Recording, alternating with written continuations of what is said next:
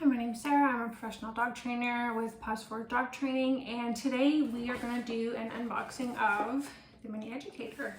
We're going to unbox it and I'm going to go through all of the features with this collar. I'm going to try and do this as fast as I can. I do have an older video of me doing this exact thing, probably 9 or 10 years old if you want to go back and see me when I was 10 years younger. And it's exactly the same thing I'm going to do now, just some features have changed with the product, so it was time for an update.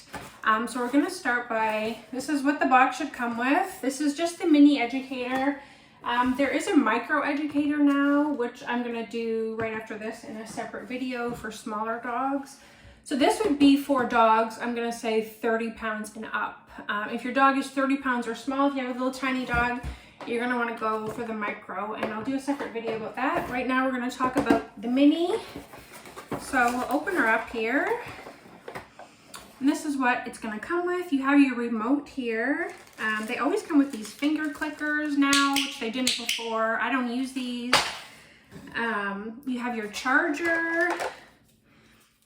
So your charger has a double end, and I'll show you why in a minute. This is the collar that it comes with, which we're not going to use. I'm going to show you a better way. The remote. The lanyard, which I'll show you in a second, and then it comes with a few accessories. So I'll put this box down for now. These accessories, let's go over these first. So in this little bag, this is a tester, so if you put it on the contact points for the collar, it lights up. You don't need this. You can just stim your own hand, or I'll just vibrate to know if the collar's on. It'll also blink. I think it blinks once every 10 or 30 seconds green just when it's on. So you don't really need that, but that's in here. This you're gonna need, and try not to lose this. This is what you're gonna use to change the contact points, and we are gonna change them. And I'm gonna show you how I set up a collar for every single client, because I always change the collar. And I always change the comfort pads that it comes with, or the contact points. I change them to a comfort pad, but we'll go over that. But this is the tool that you're going to use to take the little bolts off. So you kind of need to keep this. I always just keep it all in the box. And then in the other box, these are just the long-haired contact points that they come with. They come with short and long. These are just the long ones because the short ones are already on the box, okay? And this is the collar that it comes with, super long. These will kind of fit any dog. And if you are just gonna use it out of the box, you're gonna size it to your dog's neck, and then you're just gonna cut off any extra. There's definitely gonna be extra, okay? And then there's your remote, and then this is just your lanyard that comes on, and it'll clip right onto this bottom part here, so you can use it around your neck. You can also buy other accessories that will clip onto here. You can buy little waist things that this goes in your waist. You can buy all kinds of fancy things for the remote, but that's pretty much what comes in the box. Now I've already taken the receiver portion of the collar that came with that, and I've put it on the types of collars that we use here. We make them, but there's a lot of places where you can buy these. And the reason why these are good is because this is an elastic. You can simply put this over the dog's head, and then you can tighten this just like a jacket drawstring. And it's never kind of gonna be too tight because you have that elastic working with you, right? E-Collar Technologies does make a collar. It's called, the Quick Snap Bungee Collar, and it is just pretty much just the collars that it comes with, except it has a buckle so you can close it without having to size it every time, and it does have a small elastic. I like these collars better, mostly because it's kind of quick size. It goes over the dog's head, and then you tighten down the drawstring, right? It can be hard, especially if you have a big dog or a really fuzzy dog. Those buckles can be really hard to do up, but I do sometimes use them depending on the dog, because these don't work for every dog. Sometimes what is the most annoying thing for some dogs is these I like to tuck them in, but if they're flopping around, some dogs just hate it. They can't get over it. It won't stay tucked. They're chewing off the little ends.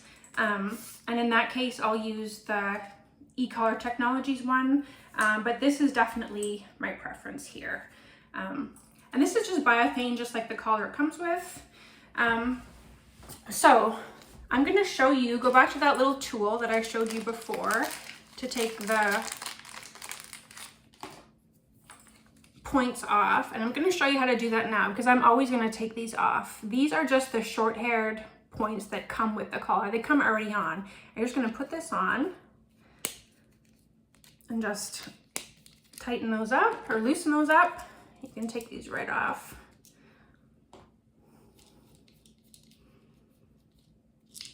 So you're left with that, okay?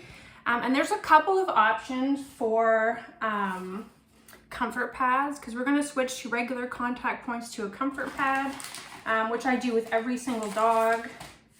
So there is a short-haired version. You can see that that's kind of 4 points instead of the 2. And then this is the long-haired version. This is the one I'm going to use for this collar because I'm using it on a doodle. Any dogs with longer hair or the potential to grow longer hair, I'm always going to use the long ones. I only kind of use the short ones. If it's like really short, like a lab or a boxer, you're going to want to use these short ones. Anything longer, even like a golden retriever or like a German shepherd, I'm going to go to the long-haired points just because they work a lot better, right? So this is how it comes, like this. And these contact points, I live in Canada, and I've been using eCollar Technologies products for, oh my God, since the invention of the product. And these are really hard to find. You can find the collars and stuff on Amazon. And I'm actually going to put an affiliate link to the Educator eCollar if you are Canadian for Amazon Canada, because that's actually where I buy them, because it's actually cheaper for me to buy them on Amazon than it is to order, just with the shipping and the dollar and everything else. It's a crazy world out there. But these I get it directly from eCollar Technologies just because they're hard to find anywhere else. I do see the winged contact points, and those are these, but they have an extra little wing. They're more common when you look it up. They have a little piece of metal that comes out and with another point on the end on either side. I did try those when they first came out and I didn't like them. They just looked really uncomfortable. They're really tight. The collars need to be really tight for those to kind of work. And I like these better. So I'm sticking with these, and I suggest that you stick with these too. So this is what comes in the little container, right? And there's instructions that it comes with. So we're going to do that right now and put it on the eCollar. So it says to remove the old contact points, which I did. I'm supposed to insert the washers onto the little ends. So I'm going to do that. These go right on there like that. And then I'm going to put the actual comfort pad on. You can see how that fits right on there. Okay. Here's my charging port right here. So it just goes underneath that so you can still charge it. Okay. It just goes on right like that. And then you're going to put the washers on over top. And I'm going to use that same little tool to tighten these up.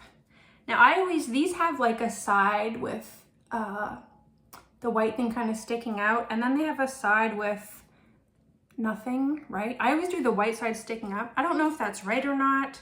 I feel like it's the waterproof part, and they just seem to fit better with the white side up. It doesn't say in the instructions whether that's right or not, but that's what I always do. So those are hand tightened on there. That's exactly what it looks like, okay? I'm gonna take my little tool again, and I'm just gonna tighten those down a little bit more until they're nice and snug.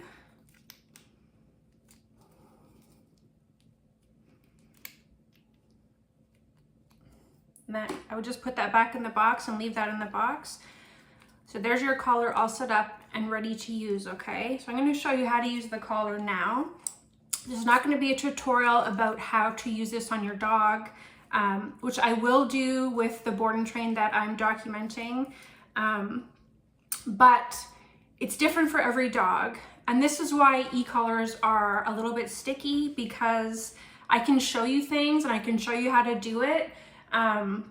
But my methods might change depending on how the dog responds, and it's really just impossible to predict how the dog's going to respond and what you're going to do. There's just tons of things that go into it, and you can only get that from experience, which is why when you're introducing your dog to an e-collar or conditioning the collar, and you're not confident about it, it's really something that you should think about hiring a professional to help you with, because it is something that just takes experience to know what to do, okay?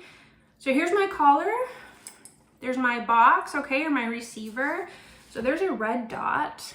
Do you see that red dot on the remote? The same thing is on the receiver, see there? Got my 2 red dots. So if I touch those dots together, that turns this on, okay? So off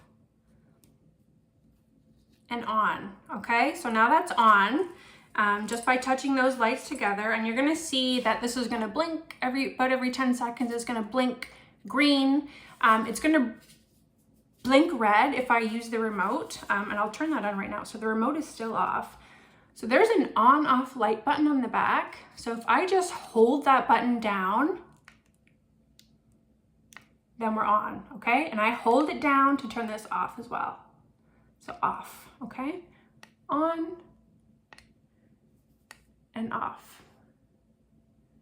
Okay, you just have to hold it for a second. So we'll turn it back on. Now if I do any of the buttons, activate any of the buttons on here, that's the vibrate, it's gonna turn red. It wasn't doing it with this time because it was on 0, but if we turn that up a little bit, so red, red, red, it comes on momentary, so that's a momentary stim. See that red lighting up? Just for a minute. Even if I hold this button down, it's just gonna go just one time, just one press, right? We don't want that. We wanna put this on continuous so that we can kind of control the stim a little bit better. So that's what this second button is on the back. It just says MC, and it's just to move from momentary to continuous. And this is one of the features that changed from the first video that I did. You used to just be able to tap this and it would go back and forth, but now you have to hold it.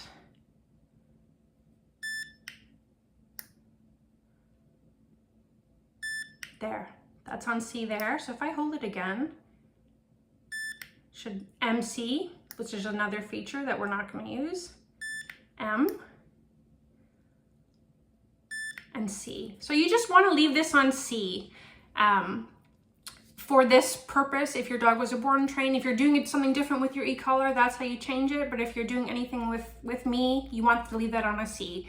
The only time you're going to move that to an M is when we're changing some of the features. So you kind of need to know how to do that, but we'll talk about that a little bit later.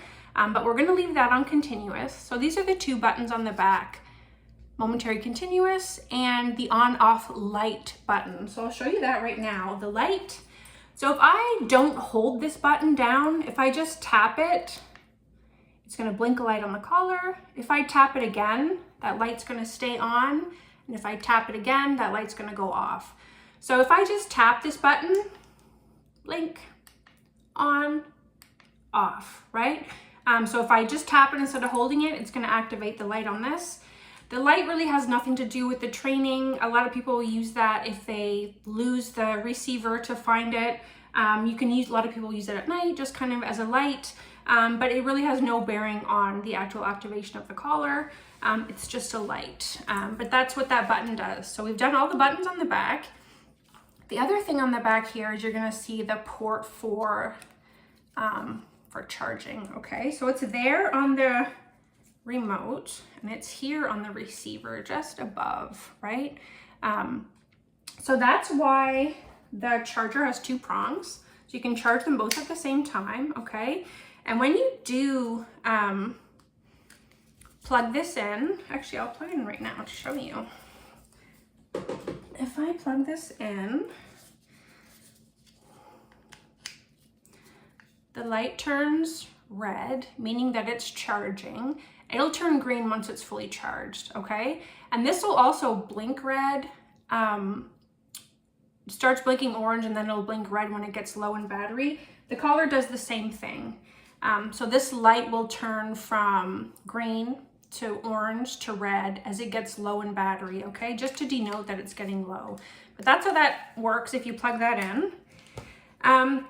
These are waterproof, which is why these have covers. And this actually floats in the water if you drop it in the water. So if you're out in the rain doing anything in the water, your dog is swimming with this, which they can, you just want to make sure that those are closed up really well. So after you charge it, just make sure that those flaps are closed back up all the way, okay? So we've done everything on the back of the collar we've done. So the front, this is just your dial. Turn this back on. This is just your dial to change the level of this stem. So it goes all the way up to 100, all the way up, all the way up. And it's very, very sensitive, okay? The other thing you can do with this dial is, let's say I'm working at an 11, okay? This is what I'm working at with my dog and I want to stay there. I don't want to accidentally change the level. So I have it on the 11 and I just hold down this at the top, wait for that 1D to stop blinking, and now I'm locked in at that. So if I want to go back and make that movable again, I just press down again. And as soon as that 1D starts blinking, we can go up and down again. So the reason that that says 1D is because you can actually make these for multiple dogs. You can have multiple receivers hooked up to the one remote, which I don't recommend doing with this. It's too complicated. If you have multiple dogs, just get them separate collars. It's much, much easier than trying to figure this out. There's just not enough buttons to do this with multiple dogs. And it's really hard to change the levels quickly if you're using this for multiple dogs. So that's why it says that. And if you wanna, you can set this up for multiple dogs, but I suggest not doing that, okay? So there's that. We're back on movable here, okay? And then we have these buttons. We have our black S and our red S, okay?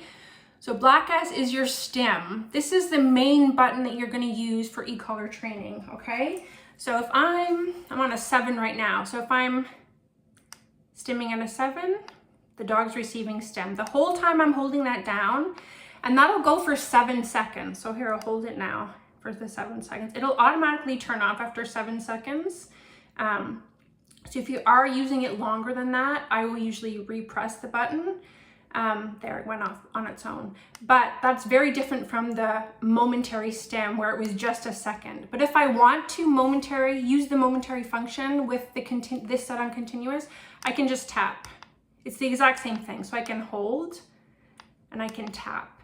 And it'll go up to 7 seconds before it automatically shuts off, okay? And that'll just go to whatever this is set to, okay? So this red S is the boost button, okay? And see how we're set on 7 there? If I press this, it's gonna go up. What's it going up to? It's going up to 12. I'm going up by 5. I just wanted to make sure it was still 5. Or no, it's going up by 10. What is it going up by? Why am I so stupid? Is it 5 or 10? It's 10. No, it's 5. It's 5. I don't know why my brain just had a meltdown there, but it did. So it's going up by 5.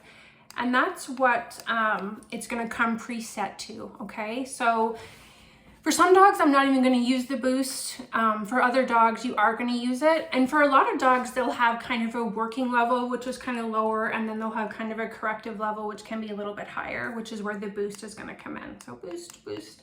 And I'm gonna show you how to change that, because you can actually change this to 1 above. I think it goes up to 60 above what you have it set to with the collar. So you have to make sure it's on momentary, and it has to be on 0. Your level has to be on 0. And all you're gonna do is hold down the black S until you see a 1 blinking.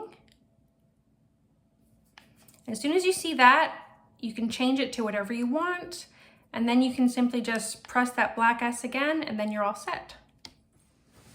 So this button on the other side is the T button, or vibrate. It comes when it comes, it's gonna vibrate the collar.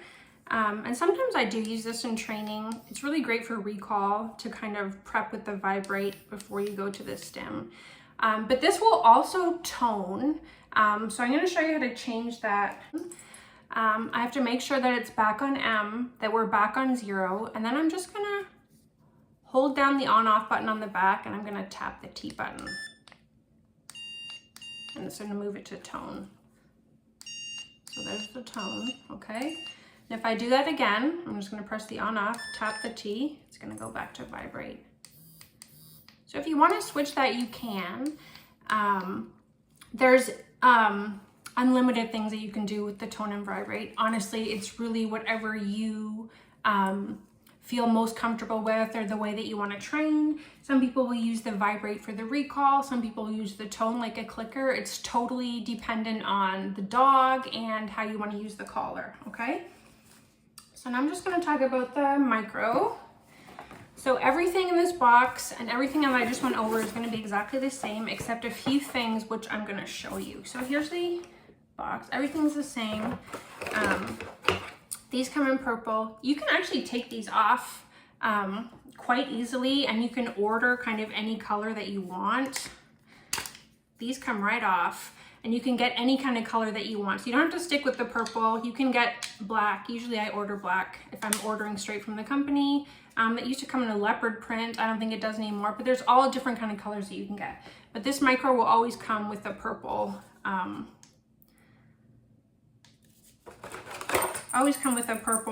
case. So this is your receiver. So I'm going to show you the difference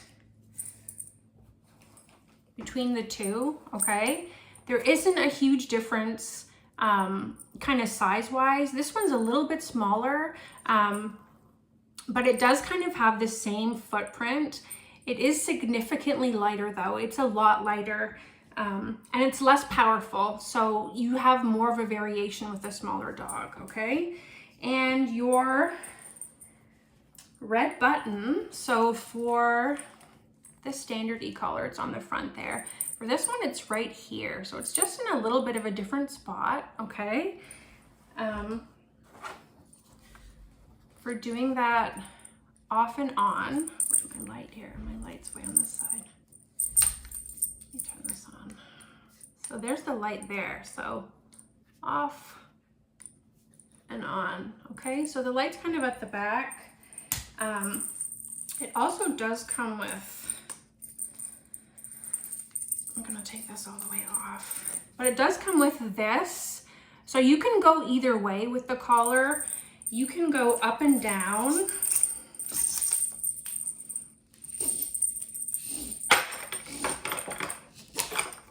Or you can go this way. You can go this way. You can also put this on a harness if you have a dog who maybe has some neck issues. I've done that once before.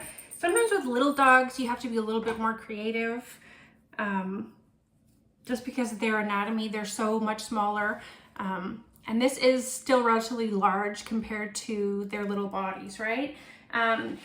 So the comfort pad for the small receiver is plastic. These are the ones that we use, just a plastic comfort pad.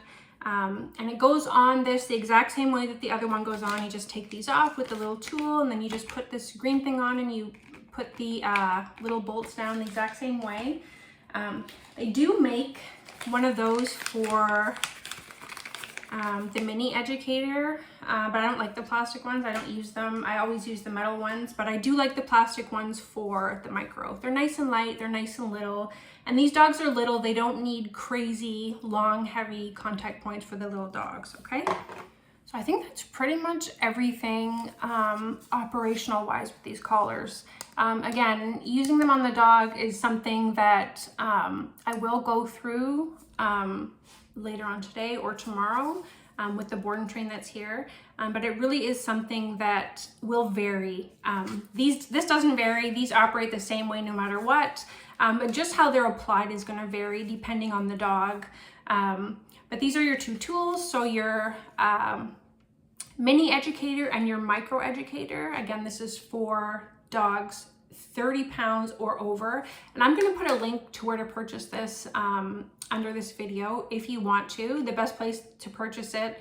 I've been using these collars for years and years and years. And I'm in Canada, I used to buy them from the company, but with the delivery and the exchange, it's just not worth it anymore. So I get them on Amazon. And the Micro, I haven't seen these on Amazon, so you might have to get these from the company. I don't have a link for these, but that's the Micro Educator, okay? So if you have any questions about anything, please leave it in the comments, and look forward to the next video of me actually using this collar on Ruby, the board and train that's here. Thank you, bye.